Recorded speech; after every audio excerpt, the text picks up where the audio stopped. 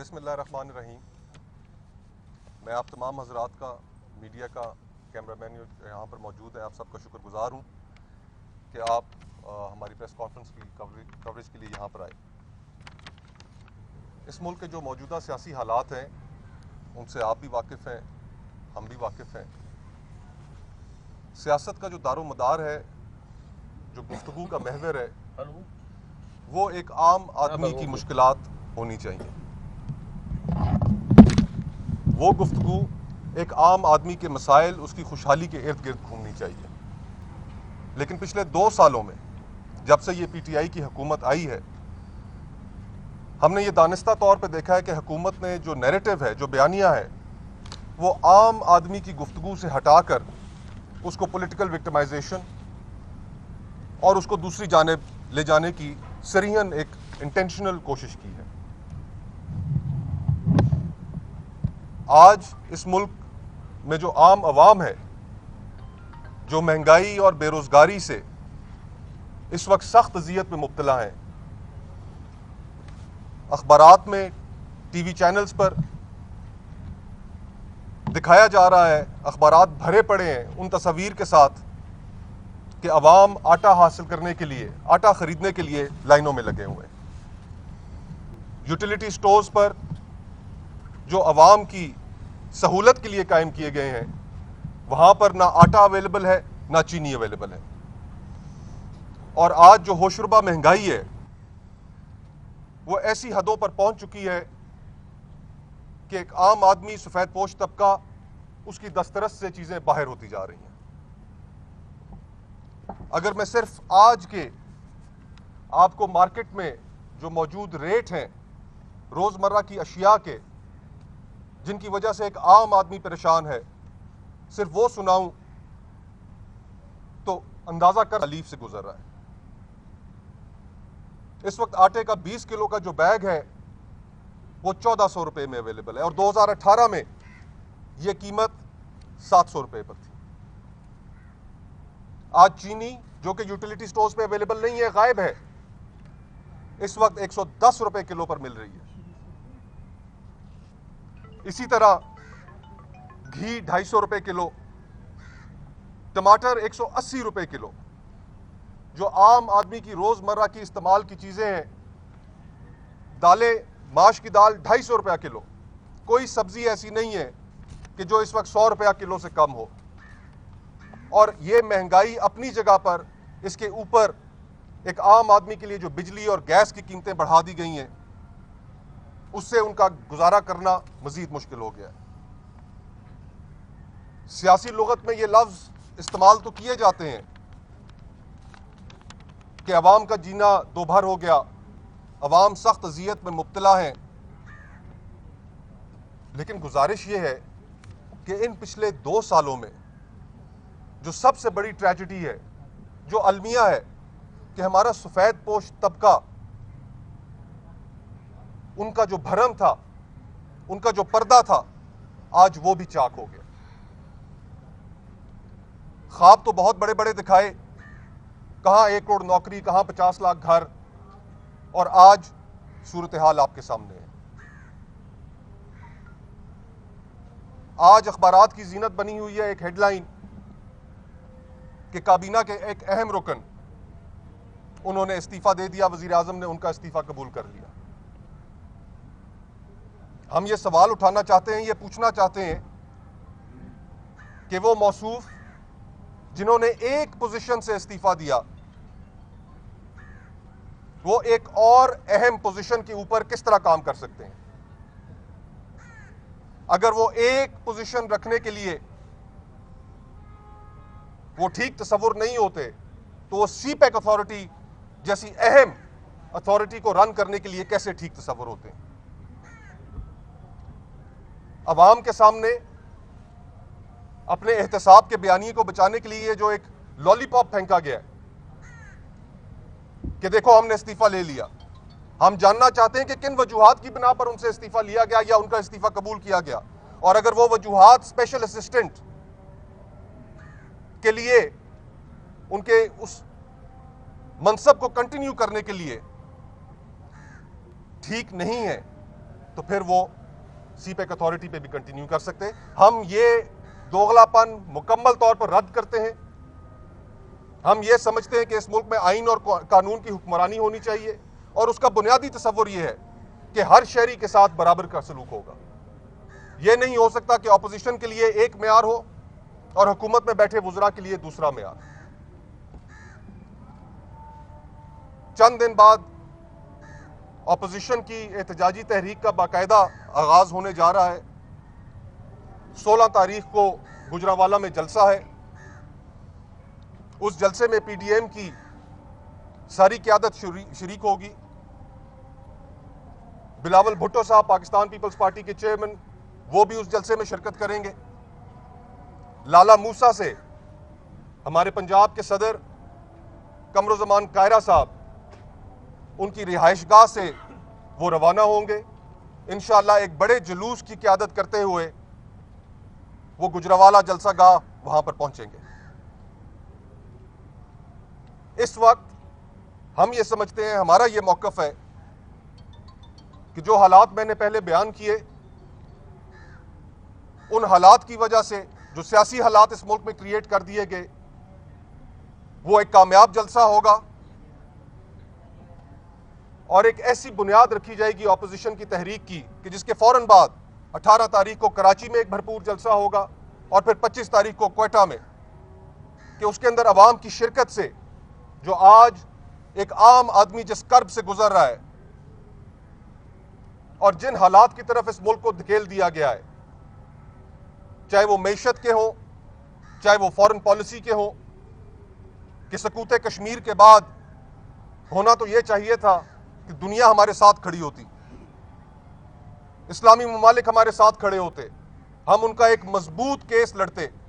लेकिन आज क्या सूरत हाल है? पाकिस्तान दुनिया में तनहा खड़ा है, कोई हमारा साथ देने को तैयार नहीं। इस मुल्क की मईशत को टाइगर फोर्स के हवाले कर दिया गया है और ये ऐसी यानी अदम एतमाद है इस मुल्क की ब्यूरोक्रेटिक मशीनरी के ऊपर कि टाइगर फोर्स जाएगी मोहल्लों में, दुकानों में, बाजारों में और वहां पर जो एनआरकी फैलेगी, इससे जो वहां पर झगड़े होंगे, एक ताजिर और दुकानदार क्यों बर्दाश्त करे कि जिसका कोई सरकारी महकमे से किसी से कोई ताल्लुक नहीं। जानबूझकर हम ये समझते हैं कि इस मुल्क को इस नाअहल और नालायक हुकूमत की जानिब से एनआरकी की तरफ धकेला जा रहा है। हम उसमें सबसे बड़ी रुकावट है। ऑपोजिशन अपना बयानिया, अपना मुकदमा लेकर अवाम के पास जा रही है और हमें पूरा यकीन है कि ये जो हालात एग्जिस्ट करते हैं, इन हालात की बुनियाद पर हम इस हुकूमत को उठाकर बाहर फेंकेंगे। बहुत बहुत शुक्रिया। अच्छा, ये बताइएगा साहब कि जैसे आपने भी कहा कि एक ओहदे से इस्तीफा लिया गया लेकिन दूसरा बरकरार है, लेकिन सीपैक अथॉरिटी तो इस वक्त गैर फाल हो चुकी है क्योंकि जो ऑर्डिनेंस था जिसमें अभी के बाद वो ख़त्म हो चुकी है। अभी कुछ दिन पहले कानून साजी हुई FATF के हवाले से, तो ये बताइएगा कि क्या उस वक्त सीपैक अथॉरिटी के हवाले से भी कानून साजी नहीं होनी चाहिए थी? ये इतना अहम मामला नहीं था? ज़रा ये बताइएगा, क्योंकि आप कह रहे हैं कि एक तरफ उन्होंने इस्तीफ़ा दिया है, दूसरी तरफ वो एक नशिस्त के ऊपर बरकरार है, तो वो नशिस्त भी कानूनी तौर पर तो अब नहीं रही। देखिए, ये तो एक टेक्निकलिटी है, लेकिन आपने दुरुस्त कहा और हुकूमत की प्रायोरिटी सीपैक नहीं है। हुकूमत की प्रायोरिटी अगर सीपैक होती तो जिस दौरान FATF की लेजिस्लेशन की जा रही थी, उस वक्त हुकूमत सीपैक ऑर्डिनेंस को एक्सटेंड करने के लिए या उसको एक्ट ऑफ पार्लियामेंट बनाने के लिए कानून साजी सामने लेकर आ जाती। इससे तो यही जाहिर होता है कि हुकूमत सीपैक अथॉरिटी को चलाने में भी संजीदा नहीं।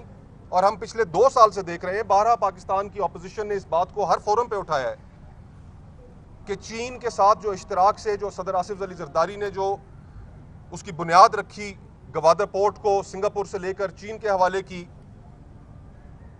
उसका जो कॉन्सेप्ट था, हुकूमत उस कॉन्सेप्ट के साथ सिंसियर नहीं है और ये जानबूझकर उसके अंदर हर्डल्स क्रिएट कर रहे हैं। ये नहीं चाहते कि वो प्रोजेक्ट आगे बढ़े और ये तो सिर्फ एक टेक्निकलिटी है। हम ये समझते हैं कि अगर वो स्पेशल असिस्टेंट के तौर पे काम नहीं कर सकते तो वो सीपैक अथॉरिटी के सरबराह के तौर पे भी काम नहीं कर सकते। ये बताइए कि अभी 18-19 को इजलास होने जा रहे हैं दोनों ऐवानों के, ये बिल अब सेनेट में भी आएगा, क्या पाकिस्तान पीपल्स पार्टी उसकी हिमायत करेगी? देखिए, जब बिल सामने आएगा तो उसके हम देखेंगे कि हुकूमत ने उसके अंदर क्या कवानीन तजवीज़ किए हैं, सीपैक अथॉरिटी को क्या इख्तियारात दिए हैं। बुनियादी तौर पर तो सीपैक अथॉरिटी मेरी नज़र में, मेरी ज़ाती राय में, कोई ऐसी अथॉरिटी नहीं होनी चाहिए कि जिस अथॉरिटी की सरबराही हम एक ऐसे शख्स के हवाले करें। हुकूमत ने तो अपनी इंटेंशन क्लियर कर दी कि जिसके अपने क्रेडेंशियल्स के ऊपर बहुत बड़े सवालात हैं। तो ये मामला हम उस वक्त कौमी असेंबली में जिस वक्त हुकूमत लेजिस्लेशन सामने लेकर आएगी उस वक्त भी रखेंगे, उस वक्त भी उठाएंगे और उनसे सबसे पहले ये पूछेंगे कि जनाब आप कानून तो ले आए, लेकिन अगर आप ही के कानून को दुरुस्त माना जाए और बफर्ज महल पास हो भी जाए तो इसकी सरबराही किस शख्स के आप हवाले कर रहे हैं, वो हमें काबिल कबूल कतन नहीं है। ये बताइएगा कि शेख रशीद की जानिब से बार-बार सवाल उठाए जाते हैं अपोजिशन के इत्तेहाद पर, वो कहते हैं कि पीपल्स पार्टी जल्द जो है वो इत्तेहाद खत्म कर देगी। इस हवाले से क्या है? मैंने अभी आपको बताया कि 16 तारीख को बिलावल साहब शिरकत करेंगे गुजरावाला जलसे में। उसके बाद 18 तारीख को पीपल्स पार्टी सानिया कारसाज के हवाले से कराची में एक जलसा होस्ट कर रही है और दीगर अपोजिशन कायदीन भी उसमें आएंगे। हम मुश्तरका एलामिया, उसके तमाम नुकात और एक एक चीज़ जिसके ऊपर अपोजिशन ने एग्रीमेंट किया, हम उसके साथ खड़े हैं।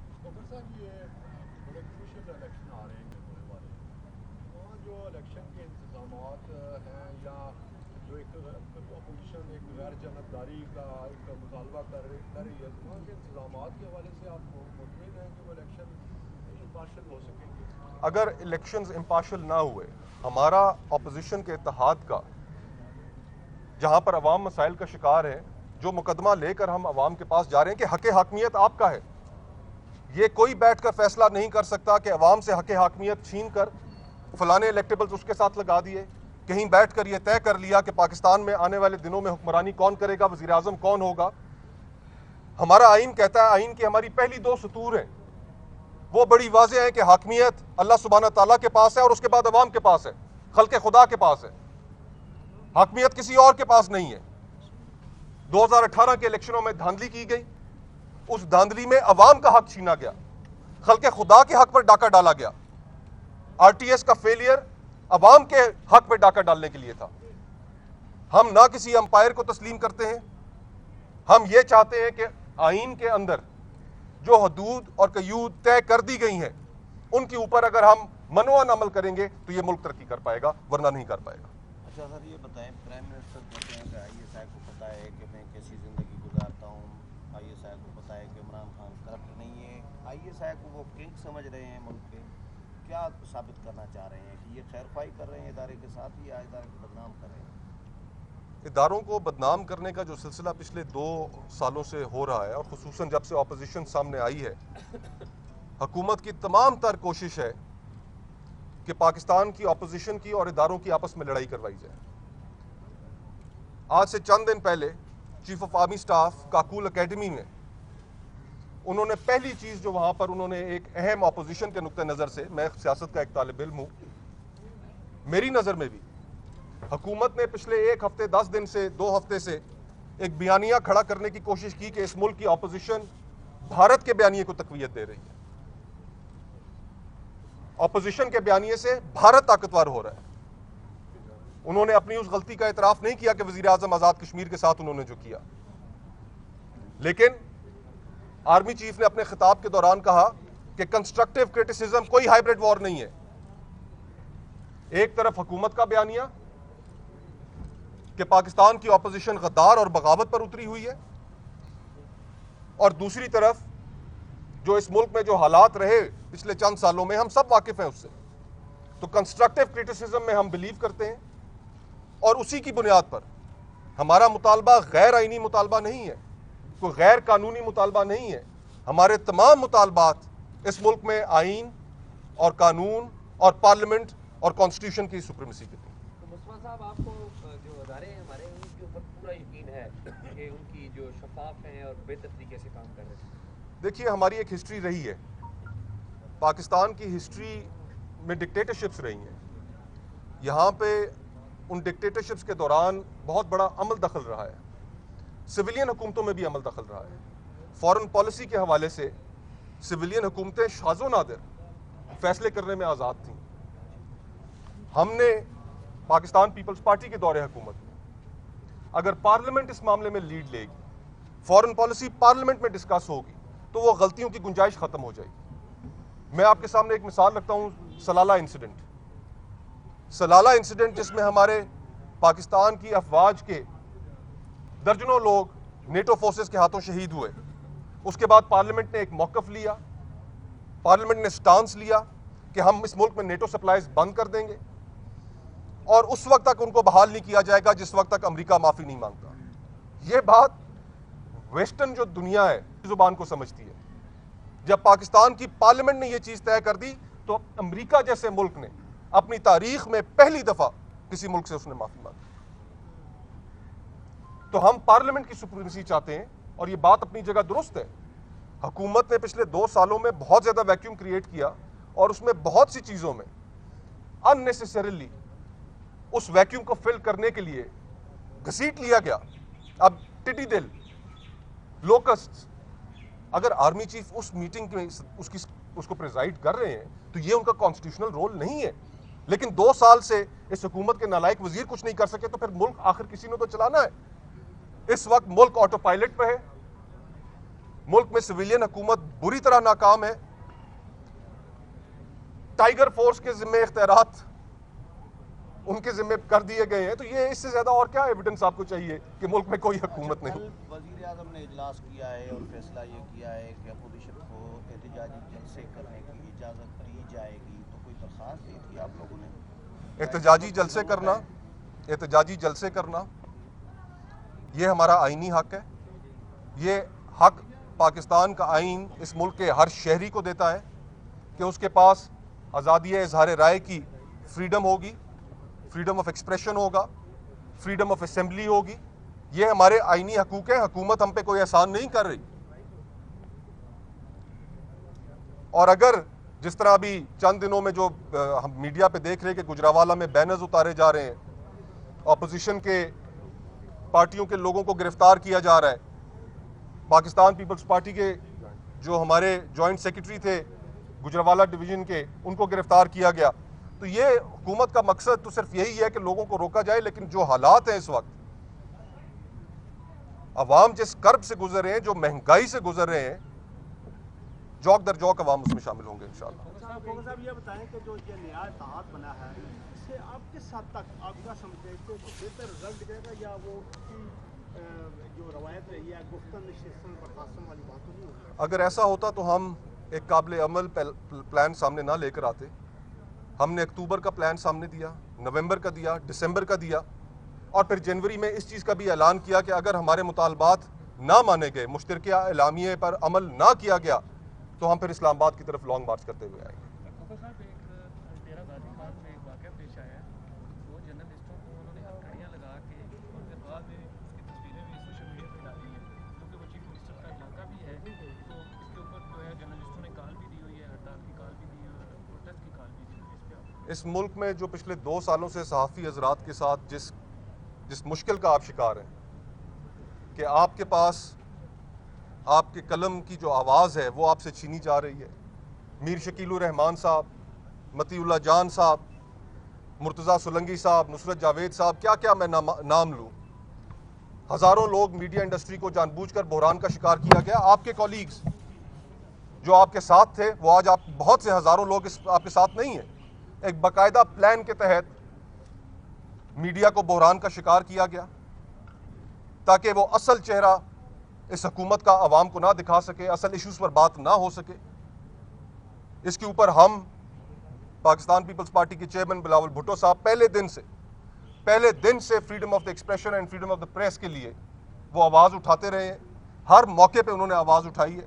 हम कंडेम करते हैं कि जो 2 सहाफ़ी हजरात के साथ वज़ीर आला पंजाब के हल्के में उनको हथकड़ियाँ लगा कर पेश किया गया, हम कंडेम करते हैं इसको और इस मामले को दोनों ऐवानों में, कौमी असेंबली में भी और सेनेट में भी उठाया जाएगा।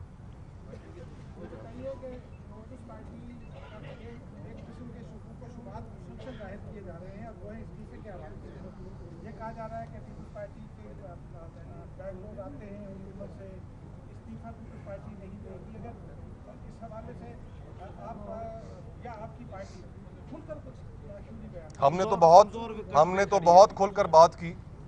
अगर आप हुकूमत की डिसइंफॉर्मेशन पर बिलीव करना चाहते हैं तो उसका हमारे पास तो कोई हल नहीं, लेकिन कितनी दफ़ा इस बात को क्लैरिफाई किया जा चुका है। आज से चंद दिन पहले पाकिस्तान पीपल्स पार्टी के चेयरमैन बिलावल भुट्टो साहब ने अपनी प्रेस कॉन्फ्रेंस के अंदर इस बात को उजागर किया। ये एक न्यूक्लियर ऑप्शन है, ये न्यूक्लियर ऑप्शन मुनासिब मौका आने पर इस्तेमाल की जाएगी।